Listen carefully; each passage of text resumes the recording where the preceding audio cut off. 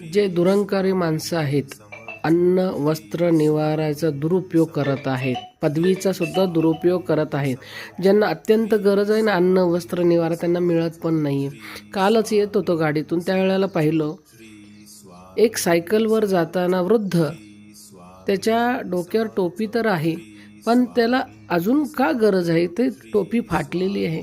तर रोडवर पडलेली, कचऱ्यात पडलेली ती टोपी तो त्याच्या एक झोळीमध्ये ठेवून घेतला, कारण त्याला त्या वस्त्राचं तेवढं महत्त्व, तेवढी व्हॅल्यू माहीत आहे.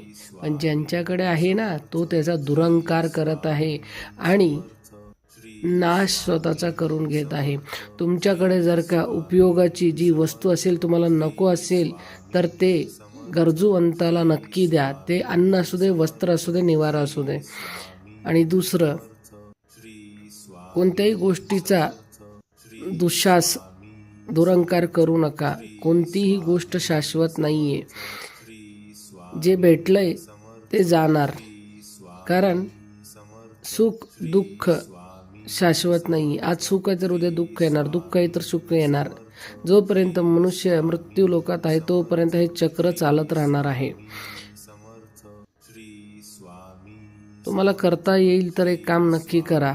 जेवढं तुमच्याकडनं होता होईल तेवढं गरजूवंताला जे गरज आहे ती वस्तू द्या. 10,000चे कपडे घातले तरी अंग ढाकायला पाहिजे, 100 रुपयाचे कपडे घेतले तरी अंग ढाकायला पाहिजे. ते 10,000 रुपयाचे कपडे ना घेता 100 रुपयाचे कपडे घ्या.